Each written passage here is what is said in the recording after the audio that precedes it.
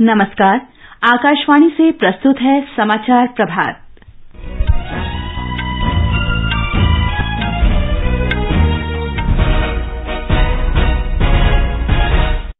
प्रधानमंत्री नरेंद्र मोदी आज नई दिल्ली में बांग्लादेश की प्रधानमंत्री शेख हसीना के साथ द्विपक्षीय वार्ता करेंगे। प्रधानमंत्री ने पीएम श्री योजना के अंतर्गत देश भर में 14,500 स्कूलों को उन्नत बनाए जाने की घोषणा की। विश्वविद्यालय अनुदान आयोग ने नई शोध फेलोशिप और अनुदान योजनाओं की शुरुआत की। दिल्ली के उपराज्यपाल वीके सक्सेना ने निराधार, अपमानजनक और द्वेषपूर्ण आरोप लगाने पर आम आदमी पार्टी और उसके 5 नेताओं को नोटिस भेजा। केंद्रीय अन्वेषण ब्यूरो ने कहा, दिल्ली आबकारी नीति मामले की जांच जारी है, किसी भी आरोपी को क्लीन चिट नहीं दी गई। सुश्री लिज ट्रस आज ब्रिटेन की 56वीं प्रधानमंत्री के रूप में शपथ लेंगी। चीन के दक्षिण पश्चिमी सिचुआन प्रांत में भूकंप में 46 लोगों की मौत। कोलंबो में सैफ अंडर 17 प्रतियोगिता में भारत ने भूटान को 3-0 से हराया और दुबई में एशिया कप क्रिकेट के सुपर 4 मुकाबले में भारत और श्रीलंका का मैच आज शाम।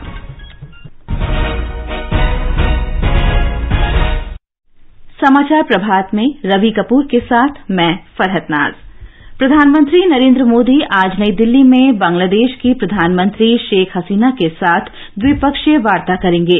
बैठक के बाद दोनों देशों के बीच कई समझौते होने की संभावना है। सुश्री हसीना 4 दिन की भारत यात्रा पर हैं। आज सुबह राष्ट्रपति भवन में उनका पारंपरिक स्वागत किया जाएगा। इसके बाद वे राजघाट में राष्ट्रपिता महात्मा गांधी की समाधि पर श्रद्धा सुमन अर्पित करेंगी।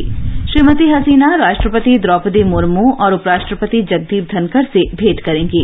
विदेश मंत्री डॉक्टर सुब्रह्मण्यम जयशंकर ने कल बांग्लादेश की प्रधानमंत्री से भेंट की। भारत और बांग्लादेश के संबंधों पर हमारे संवाददाता की रिपोर्ट। बांग्लादेश और भारत के बीच 4000 किलोमीटर से अधिक की अंतर्राष्ट्रीय सीमा लगती है। भारत के 5 राज्य असम, मेघालय, मिजोरम, त्रिपुरा और पश्चिम बंगाल बांग्लादेश की सीमा से लगे हुए हैं। 2015 में भूमि सीमा समझौते के ऐतिहासिक प्रोटोकॉल के तहत दोनों पक्षों के बीच भूमि सीमा को सौहार्दपूर्ण ढंग से सुलझा लिया गया है। भारत में विदेशी पर्यटकों के आगमन में सबसे बड़ा हिस्सा बांग्लादेश का है। दक्षिण एशिया में बांग्लादेश अब भारत का सबसे बड़ा व्यापारिक भागीदार और चौथा सबसे बड़ा निर्यात गंतव्य के रूप में उभरा है। वहीं पिछले 5 वर्षों में दोनों देशों के बीच द्विपक्षीय व्यापार 9 अरब से बढ़कर 18 अरब डॉलर का हो गया है। दीपेंद्र कुमार, आकाशवाणी समाचार, दिल्ली। प्रधानमंत्री नरेंद्र मोदी ने उभरते भारत के लिए प्रधानमंत्री विद्यालय योजना पीएम श्री के अंतर्गत देश भर में 14,500 स्कूलों को उन्नत बनाए जाने की घोषणा की है।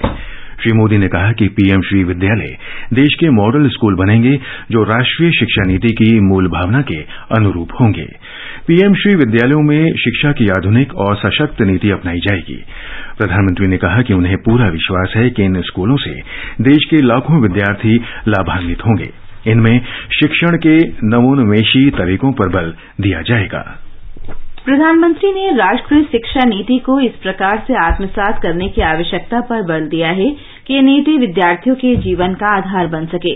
उन्होंने कहा कि नई शिक्षा नीति के निर्माण और कार्यान्वयन में शिक्षकों की महत्वपूर्ण भूमिका है। श्री मोदी ने कल नई दिल्ली में अपने आवास पर राष्ट्रीय शिक्षक पुरस्कार 2022 के विजेताओं के साथ बातचीत की। राष्ट्रीय शिक्षा नीति के बारे में उन्होंने कहा कि ये देश की शिक्षा व्यवस्था को मजबूत करने की दिशा में सही कदम है।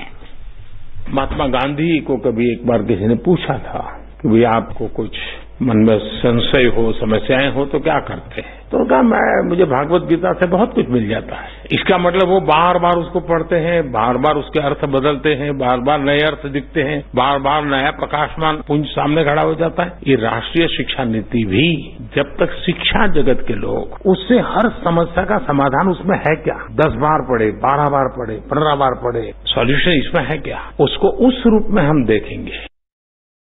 प्रधानमंत्री ने इस बार स्वतंत्रता दिवस के अवसर पर 5 प्रण की अपनी घोषणा को याद किया। उन्होंने सुझाव दिया कि इन 5 प्रणों पर स्कूलों में नियमित रूप से चर्चा की जा सकती है ताकि विद्यार्थियों के लिए उनकी भावना स्पष्ट हो। श्री मोदी ने शिक्षकों के ज्ञान और समर्पण पर प्रकाश डाला। उन्होंने कहा कि शिक्षकों का सबसे बड़ा गुण सकारात्मक दृष्टिकोण है। सकारात्मक दृष्टिकोण शिक्षकों को विद्यार्थियों के सुधार के लिए बिना रुके काम करने के लिए प्रेरित करता है। आप सबके बीच में एक समानता है और वो है आपका कर्म। आपका विद्यार्थियों के प्रति समर्पण। और आपने देखा होगा जो सफल टीचर रहा होगा वो कभी भी बच्चे को ये नहीं कहता है कि चल ये तेरे बस का रोग नहीं है। टीचर की सबसे बड़ी जो स्ट्रेंथ होती है वो पॉजिटिविटी होती है, सकारात्मक। कितना ही बच्चा पढ़ने में लिखने में पूर्व अरे करो बेटे हो जाएगा, यानी आप देखिए उसको पता भी नहीं है, लेकिन नेगेटिव कमेंट करके निराश कर देना, हताश कर देना उसके नेचर में नहीं है। और एक टीचर की भूमिका ही है जो व्यक्ति को रोशनी दिखाने की काम को करती है। विश्वविद्यालय अनुदान आयोग यूजीसी ने नई शोध फेलोशिप और अनुदान योजनाओं की शुरुआत की है। इनमें इकलौती कन्या के लिए Savitri by Jyoti Rao Phule fellowship, doctor Radhakrishnan post doctoral fellowship, सेवानिवृत्त अध्यापक फेलोशिप, सेवारत अध्यापक शोध अनुदान और नए अध्यापकों के लिए डॉक्टर डीएस कोठारी शोध अनुदान शामिल हैं। यूजीसी के अध्यक्ष जगदीश कुमार ने कहा है कि देश भर में विश्वविद्यालयों में शोध के अनुकूल माहौल तैयार करने के लिए समय समय पर शोध अनुदान देता रहा है। उन्होंने कहा कि यूजीसी ने इन सभी योजनाओं की समीक्षा के लिए एक समिति का गठन किया था और शोध और फेलोशिप योजनाओं पर अधिक ध्यान केंद्रित किया गया। यूजीसी के अध्यक्ष ने बताया कि अब इन 5 योजनाओं की शुरुआत की गई है। UGC has been giving from time to time research grants and different kinds of fellowships to enable the research ecosystem in our universities across the country. Some time ago, we formed a committee to review all these schemes and come up with more focused research schemes and fellowship schemes. As a result of that, now we have 5 schemes that are going to be announced. Reserve bank के governor Shaktikanta Das ने कहा है कि भारत की अर्थव्यवस्था इस वर्ष विश्व की सबसे तेज गति से विकसित हो रही अर्थव्यवस्था मानी जा रही है। श्री दास ने कहा कि जहां विश्व की अन्य प्रमुख अर्थव्यवस्थाओं में मंदी का सामना करना पड़ सकता है, वहीं भारतीय अर्थव्यवस्था में बढ़ते विदेशी निवेश और भारतीय शेयर बाजारों में विदेशी निवेशकों की बढ़ती खरीदारी के कारण मजबूती है। श्री शक्तिकांत दास कल मुंबई में स्थायी आय मुद्रा बाजार और भारतीय डेरिवेटिव संघ के वार्षिक समारोह को संबोधित कर रहे थे। रिजर्व बैंक के गवर्नर ने कहा कि हमारी बैंकिंग प्रणाली सुदृढ़ है और बाहरी दबावों के असर से उभरने में सक्षम है। उन्होंने कहा कि डॉलर के मुकाबले दुनिया की अधिकांश प्रमुख मुद्राओं में तेजी से गिरावट के बावजूद रुपया वैश्विक उतार चढ़ाव से अप्रभावी रहा है। श्री दास ने कहा कि भारत का विदेशी मुद्रा भंडार वर्तमान समय में $561 अरब का है, जो इन उतार चढ़ाव के असर को रोकने में सक्षम है। भारत के विदेशी ऋण में इस वर्ष मार्च के अंत तक 8.2% की वृद्धि हुई और ये $620 अरब से अधिक हो गया। वित्त मंत्रालय के आर्थिक कार्य विभाग से विदेशी ऋण 2021-22 पर जारी स्थिति रिपोर्ट के अनुसार पिछले वर्ष मार्च के अंत तक भारत का विदेशी ऋण $573 अरब से अधिक था। सकल घरेलू उत्पाद के अनुपात में विदेशी ऋण में पिछले वर्ष के 21.2% की तुलना में इस वर्ष मार्च में मामूली गिरावट आई और ये 19.9% हो गया। वित्त मंत्री निर्मला सीतारामन ने कहा कि विदेशी ऋण का कुशलता से प्रबंधन किया जाता रहा है।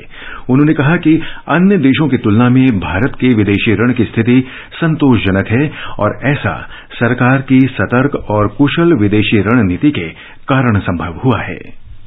वाणिज्य और उद्योग मंत्री पीयूष गोयल ने कहा है कि भारत विश्व के सबसे आकर्षक निवेश स्थलों में एक बन गया है। श्री गोयल ने अमेरिका में institute of chartered accountants of India के 6 प्रतिनिधि कार्यालयों का शुभारंभ करते हुए कहा कि भारत में क्रांतिकारी बदलाव लाने वाले आर्थिक सुधार किए गए हैं और भारतीय अर्थव्यवस्था अगले 30 वर्ष में $30 खरब की अर्थव्यवस्था होगी। श्री गोयल ने कहा कि विश्व के प्रमुख देश भारत के साथ अपने संबंधों का विस्तार करने का प्रयास कर रहे हैं। उन्होंने भारत के साथ व्यापार और निवेश बढ़ाने के लिए द्विपक्षीय समझौते करने की भी उत्सुकता दिखाई है। This stable environment, India has become probably one of the world's most attractive investment destinations, the trusted partner of the world. And it is evident in the way world leaders and developed countries are making every effort to expand their engagement with India, looking for bilateral agreements to expand trade with India, investments into India. ये समाचार आकाशवाणी से प्रसारित किए जा रहे हैं। अब देश बड़े संकल्प लेकर के ही चलेगा और वो बड़ा संकल्प है विकसित भारत। प्रधानमंत्री जी का ये विजन अमृत काल में है हर देशवासी का संकल्प, जिसको गति दे रहा है आपके द्वारा दिए गए एडवांस टैक्स का एक रुपया। अपने एडवांस टैक्स की दूसरी किश्त 15 सितंबर तक जमा करवा के आप भी देश के विकास में अपना योगदान दें। कॉर्पोरेट्स, अन्य संस्थाएं, सैलरीड एम्प्लॉइज या फिर वो व्यक्ति जिनका TDS या TCS कटने के बाद भी कर देयता 10,000 रुपए या उससे अधिक है, उनके लिए एडवांस टैक्स देना अनिवार्य है। अधिक जानकारी के लिए www.incometax.gov.in पर जाएं। प्रत्येक आयकर दाता एक राष्ट्र निर्माता। केंद्रीय उपभोक्ता संरक्षण प्राधिकरण की स्थापना उपभोक्ता अधिकारों के उल्लंघन, अनुचित व्यापार प्रथाओं और झूठे या भ्रामक विज्ञापनों से संबंधित मामलों को देखने के लिए की गई है। उपभोक्ता मामले विभाग, भारत सरकार द्वारा जनहित में जारी जागो ग्राहक जागो। आगे बढ़ने से पहले एक नजर मुख्य समाचारों पर। प्रधानमंत्री नरेंद्र मोदी आज नई दिल्ली में बांग्लादेश की प्रधानमंत्री शेख हसीना के साथ द्विपक्षीय वार्ता करेंगे। प्रधानमंत्री ने पीएम श्री योजना के अंतर्गत देश भर में 14,500 स्कूलों को उन्नत बनाए जाने की घोषणा की। विश्वविद्यालय अनुदान आयोग ने नई शोध फेलोशिप और अनुदान योजनाओं की शुरुआत की। दिल्ली के उपराज्यपाल वीके सक्सेना ने निराधार, अपमानजनक और द्वेषपूर्ण आरोप लगाने पर आम आदमी पार्टी और उसके 5 नेताओं को नोटिस भेजा। केंद्रीय अन्वेषण ब्यूरो ने कहा, दिल्ली आबकारी नीति मामले की जांच जारी है, किसी भी आरोपी को क्लीन चिट नहीं दी गई। सुश्री लिज ट्रस आज ब्रिटेन की 56वीं प्रधानमंत्री के रूप में शपथ लेंगी। चीन के दक्षिण पश्चिमी सिचुआन प्रांत में भूकंप में 46 लोगों की मौत। कोलंबो में सैफ अंडर 17 प्रतियोगिता में भारत ने भूटान को 3-0 से हराया और दुबई में एशिया कप क्रिकेट के सुपर 4 मुकाबले में भारत और श्रीलंका का मैच आज शाम। मुट्ठी भर अंग्रेज और हमारे विशाल देश पर राज करने का स्वप्न देखते हैं, पर हम इनके स्वप्न को चकनाचूर कर देंगे। निकल पड़े स्वाधीनता के पथ वाले, स्वतंत्रता संग्राम की सुनी अनसुनी कहानियों के साथ स्वराज हर रविवार रात 9 बजे DD नेशनल पर।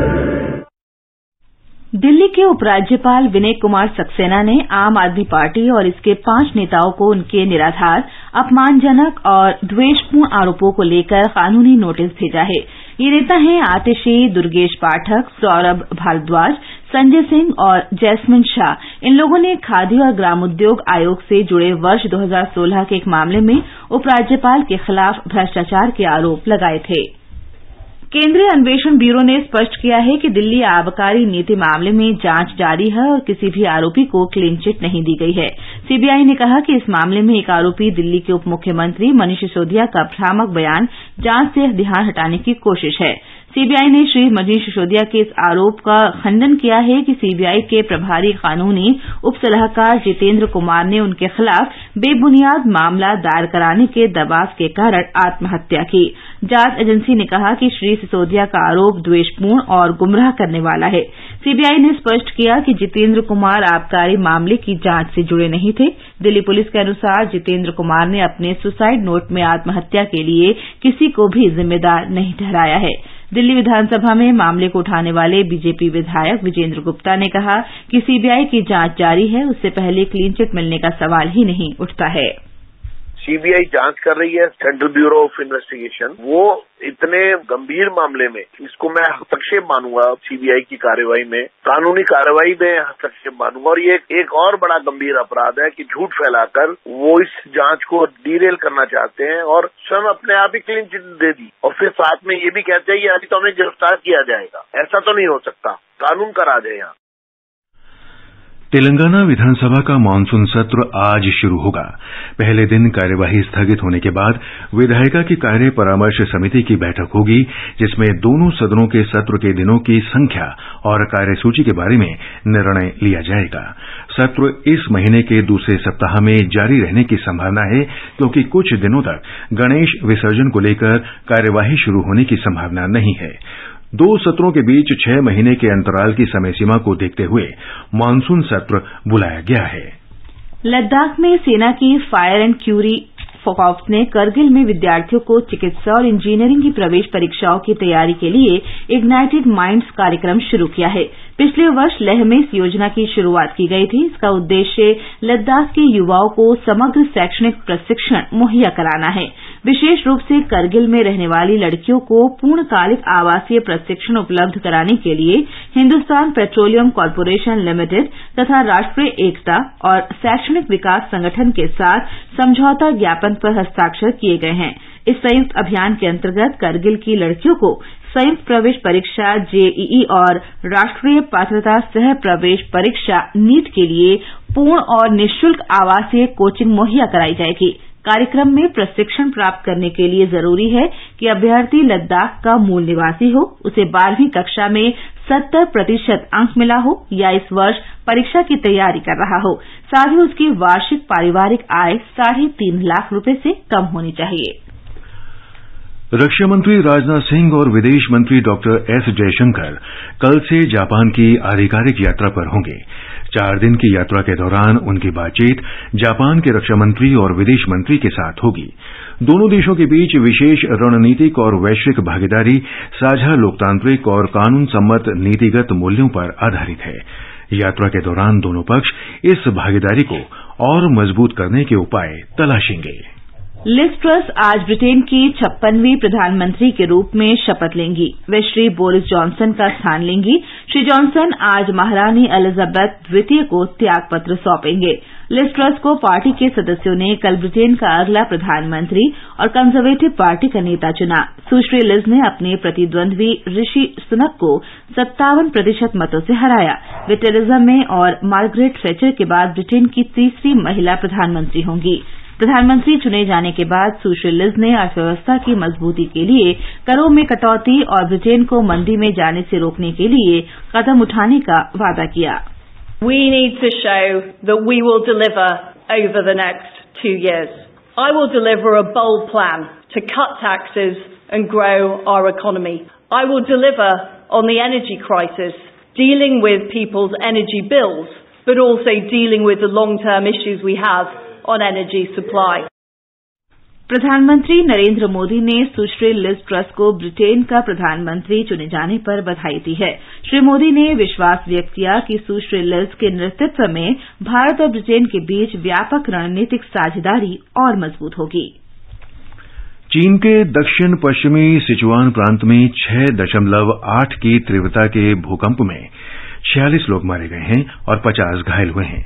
16 लोग लापता हैं। चीन के राष्ट्रपति शी जिनपिंग ने राहत और बचाव कार्य तेज करने के आदेश दिए हैं। भूकंप का लगभग 3.5 लाख लोगों पर असर पड़ा है। भूकंप से लोगों की मुश्किलें और बढ़ गई हैं। बढ़ते कोरोना संक्रमण को देखते हुए चेंगदू में अधिकारियों ने बृहस्पतिवार शाम से लॉकडाउन लागू किया है और लोगों से घरों में रहने को कहा गया है। सोशल मीडिया पर स्थानीय निवासी कोविड से जुड़े कड़े नियमों की आलोचना कर रहे हैं। लोगों का कहना है कि अधिकारी क्वारंटीन में रह रहे मरीजों को आपात स्थिति में घर से निकलने की अनुमति नहीं दे रहे हैं। पाकिस्तान में बाढ़ से मृतकों की संख्या बढ़कर 1325 हो गई है।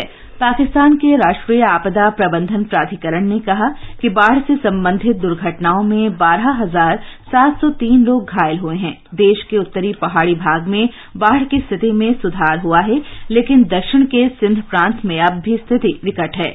बाढ़ से पाकिस्तान का 1/3 हिस्सा जलमग्न हो गया है। विश्व स्वास्थ्य संगठन के अनुसार 3 करोड़ 30 लाख से अधिक लोग इससे प्रभावित हुए हैं। सैफ अंडर 17 फुटबॉल में मौजूदा चैंपियन भारत ने कल कोलंबो में अपने अभियान की शुरुआत भूटान पर 3-0 से जीत के साथ की। भारत के थंगल सुन गंगटे ने पहले हाफ में 2 गोल दागकर भारत को बेहतर स्थिति में पहुंचा दिया। इसके बाद कप्तान वनलाल पेका गुइटे के तीसरे गोल के बाद भारत ने मैच अपने नाम कर लिया। भारत का अगला मुकाबला शुक्रवार को नेपाल से होगा।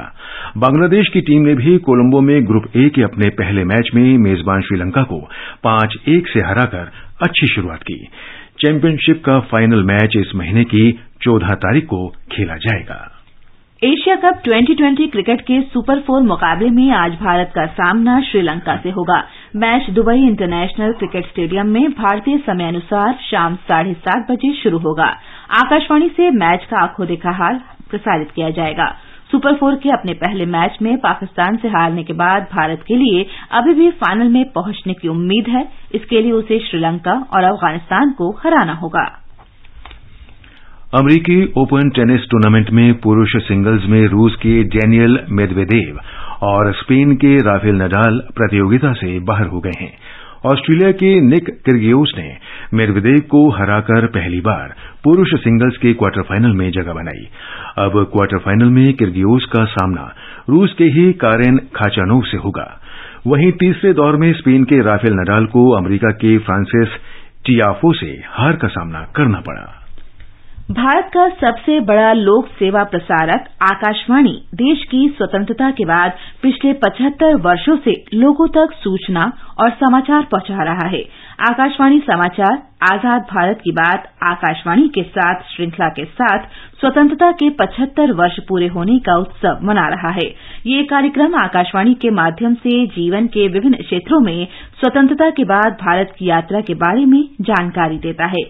आज सुनिए आकाशवाणी समाचार डिजिटल प्लेटफॉर्म के बारे में।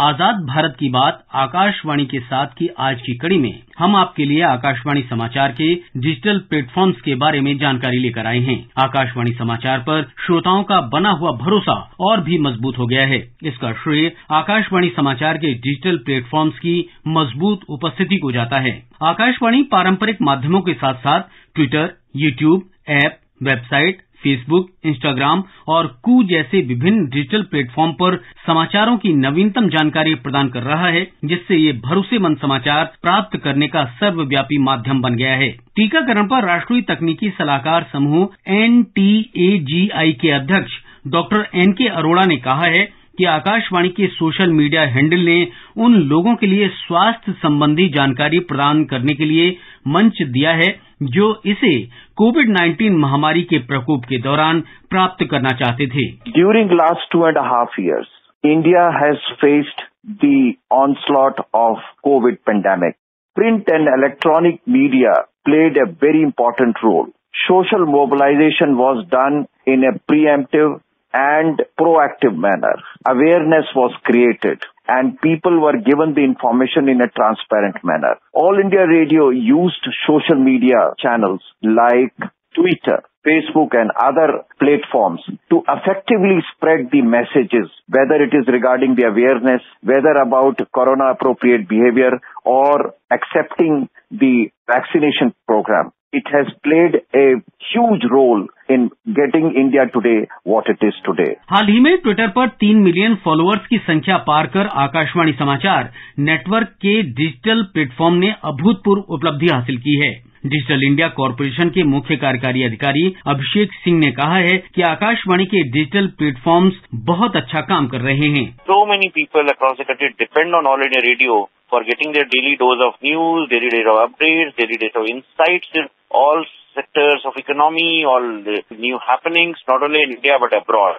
So this fact that All India Radio has reached this milestone of 3 million is no surprise. I am hopeful and I am confident that All India Radio will continue to provide news and updates to all people across the world through its radio network as also its social media channels. Akashvani ने नवंबर 2021 में एक नया कार्यक्रम AIR next शुरू किया था। इस कार्यक्रम में युवाओं को आजादी का अमृत महोत्सव के हिस्से के रूप में अपनी आवाज आकाशवाणी पर प्रसारित करने के लिए एक मंच प्रदान किया गया। इस तरह के कार्यक्रमों का उद्देश्य युवाओं को आजादी के बाद देश की उपलब्धियों के बारे में बोलने के लिए प्रोत्साहित करना है। आकाशवाणी के फॉलोअर्स ने कहा कि इसके डिजिटल प्लेटफॉर्म्स अब उनके दैनिक जीवन का हिस्सा बन गए हैं। Hello everyone, myself Parisha Giria, an 11th grader from North Lakhimpur, Assam. Listening news on All India Radio is a tradition followed across generations. All India Radio's foray into social media space has been proved to be a boon for the younger generation, including me. It has become my one-stop destination to get truthful, accurate and impartial news. Staying updated about current affairs makes me feel empowered and also helps in my studies. I thank All India Radio for their reliable services. 3 वर्ष की छोटी अवधि में news on AIR official YouTube channel के subscribers की संख्या 4.5 लाख तक पहुंचना सभी प्लेटफॉर्म पर आकाशवाणी समाचार की प्रासंगिकता को प्रदर्शित करता है। एक और उपलब्धि के अंतर्गत फेसबुक पर आकाशवाणी समाचार के सब्सक्राइबर्स की संख्या 3.4 मिलियन को पार कर गई है। फेसबुक पर आकाशवाणी समाचार के सब्सक्राइबर्स 43 से अधिक विभिन्न देशों में हैं। ये इसे भारत की आवाज बनाता है और दुनिया भर में भारत और भारतीय लोगों के बीच एक कड़ी भी बनाता है। सभी राज्यों और केंद्र शासित प्रदेशों में आकाशवाणी अपने 44 ट्विटर हैंडल के माध्यम से क्षेत्रीय भाषाओं में भी समाचार प्रसारित कर रहा है। News on AIR app Akashvani के लिए एक बड़ा परिवर्तनकारी साबित हुआ है। न्यूज ऑन एआईआर ऐप पर भारत और विश्व स्तर पर 190 से अधिक देशों में आकाशवाणी के 270 माध्यम उपलब्ध हैं। मुकेश कुमार, आकाशवाणी समाचार, दिल्ली।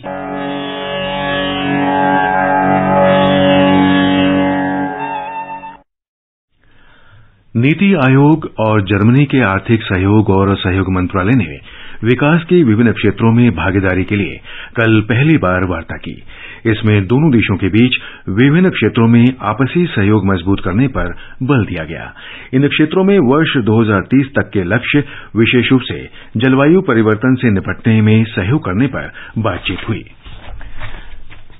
और अब एक नजर आज के मौसम पर। दिल्ली और कोलकाता में हल्की बारिश या आंधी की संभावना है। चेन्नई में बादल छाए रहने और तेज बारिश का अनुमान है। मुंबई में भी मिला जुला असर रहेगा। श्रीनगर और मुजफ्फराबाद में आंधी आ सकती है। जम्मू में आसमान साफ रहेगा। लेह और गिलगित में बादल छाए रहने की संभावना है। गुवाहाटी, ईटानगर, शिलांग, कोहिमा, आइजॉल, इम्फाल, अगरतला और गंगटोक में बादल छाए रहेंगे और कहीं कहीं वर्षा हो सकती है। मौसम विभाग ने केरल में अगले 2 दिन तेज वर्षा की संभावना व्यक्त की है। 4 जिलों तिरुवनंतपुरम, कोल्लम, पट्टनमथिक्का और इडुक्की जिलों के लिए रेड अलर्ट जारी किया गया है। विभाग ने राज्य के शेष 7 जिलों और केंद्र शासित प्रदेश लक्षद्वीप के लिए येलो अलर्ट घोषित किया है। और रवि, अब बताएं कि आज के समाचार पत्रों में क्या विशेष है। जी बिल्कुल फरहत। प्रधानमंत्री नरेंद्र मोदी के सरकारी स्कूलों को मॉडल स्कूल के तौर पर अपग्रेड करने की खबर सभी अखबारों के मुख्य पृष्ठ पर है। हिन्दुस्तान की सुर्खी है, देश में 14,500 स्कूल उन्नत होंगे। लोकसत्ता ने प्रधानमंत्री के इन शब्दों को प्रकाशित किया है कि राष्ट्र निर्माण में शिक्षकों की बड़ी भूमिका। अमर उजाला लिखता है, प्रधानमंत्री नरेंद्र मोदी ने की घोषणा, आधुनिक सुविधाओं से युक्त मॉडल स्कूल बनेंगे। शिक्षक दिवस पर कल राष्ट्रपति द्रौपदी मुर्मू का ये बयान भी ध्यान खींचता है कि विज्ञान, साहित्य मातृभाषा में पढ़ाएं तो और प्रतिभाएं निखर कर आएंगी सामने। दैनिक ट्रिब्यून सहित अधिकतर अखबारों में है। सख्त नीतियों वाले ऋषि सुनक से ढुलमुल लिज ने मारी बाजी। राजस्थान पत्रिका की सुर्खी है। राष्ट्रीय सहारा लिखता है, लिज ट्रस होंगी ब्रिटेन की अगली प्रधानमंत्री। दैनिक जागरण की सुर्खी है, लिज ट्रस की अगुवाई में भारत ब्रिटेन के रिश्तों में आएगी और गर्माहट। बांग्लादेश की प्रधानमंत्री शेख हसीना के 4 दिवसीय भारत दौरे पर आने की खबर भी सभी अखबारों ने प्रकाशित की है। अमर उजाला लिखता है, बांग्लादेश के साथ नदी जल बंटवारे समेत 7 समझौतों पर लगेगी मुहर। हिन्दुस्तान ने नई दिल्ली में राजपथ पर सेंट्रल विस्टा के आम लोगों के लिए खुलने की खबर सचित्र प्रकाशित की है। पत्र लिखता है, 8 सितंबर को प्रधानमंत्री नरेंद्र मोदी करेंगे उद्घाटन। सेंट्रल विस्टा एवेन्यू में हर राज्य के फूड स्टॉल, चारों ओर हरियाली के साथ लाल ग्रेनाइट पैदल मार्ग और पार्किंग स्थल की व्यवस्था होगी। दैनिक जागरण की सुर्खी है, राजपथ को कर्तव्य पथ के नाम से जाना जाएगा। 2044 में विश्व का सबसे वृद्ध देश होगा दक्षिण कोरिया। राजस्थान पत्रिका की सुर्खी है। पत्र लिखता है, लगातार घट रही जन्म दर। और अब अंत में मुख्य समाचार एक बार फिर। प्रधानमंत्री नरेंद्र मोदी आज नई दिल्ली में बांग्लादेश की प्रधानमंत्री शेख हसीना के साथ द्विपक्षीय वार्ता करेंगे। श्री मोदी ने पीएम श्री योजना के अंतर्गत देशभर में 14,500 स्कूलों को उन्नत बनाए जाने की घोषणा की। विश्वविद्यालय अनुदान आयोग ने नई शोध फेलोशिप और अनुदान योजनाओं की शुरूआत की। दिल्ली के उपराज्यपाल वीके सक्सेना ने निराधार, अपमानजनक और द्वेषपूर्ण आरोप लगाने पर आम आदमी पार्टी और उसके 5 नेताओं को नोटिस भेजा। केंद्रीय अन्वेषण ब्यूरो ने कहा, दिल्ली आबकारी नीति मामले की जांच जारी, किसी भी आरोपी को क्लीन चिट नहीं दी गई। और दुबई में एशिया कप क्रिकेट के सुपर 4 मुकाबले में भारत और श्रीलंका का मैच आज शाम। इसके साथ ही समाचार प्रभात का ये अंक समाप्त हुआ। नमस्कार।